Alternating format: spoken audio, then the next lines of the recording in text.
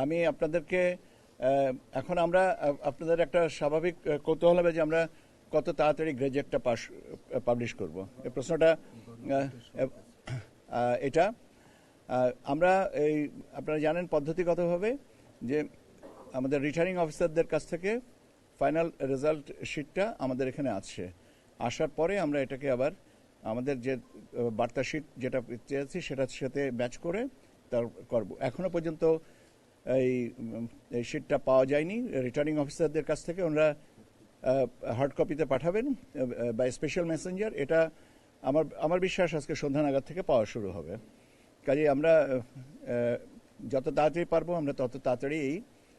রেজাল্টগুলোকে গেজেটের ব্যবস্থা করব এটা শেষটা না পাওয়া পর্যন্ত হবে না